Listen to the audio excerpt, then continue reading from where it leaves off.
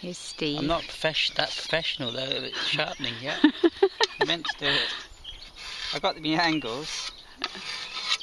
And basically the front edge, hold it square to the blade, but use the back lip as your angle.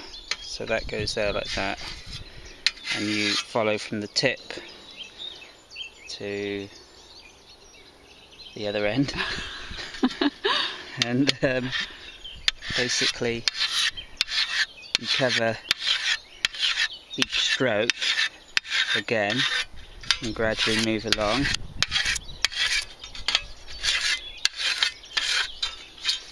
Yes.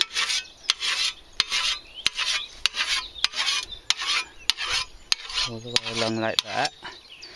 And the back edge, this is a slow way of doing it anyway.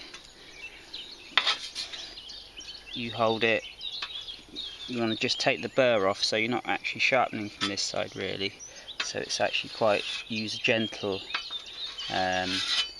motion holding it, so you just very flat to the edge and you're not pressing as hard from the tip to the other end again.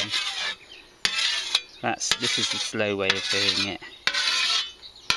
So that's the idea, like that. And when you start getting professional, which will be any day soon.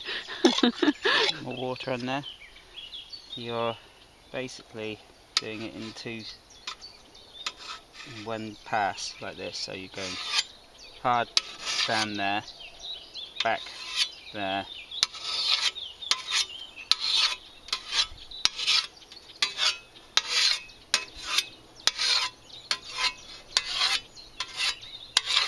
like that. And you do that for what, probably 30 seconds, and then it's really sharp again. Definitely worth doing. If it starts feeling blunt, then sharpen your scythe.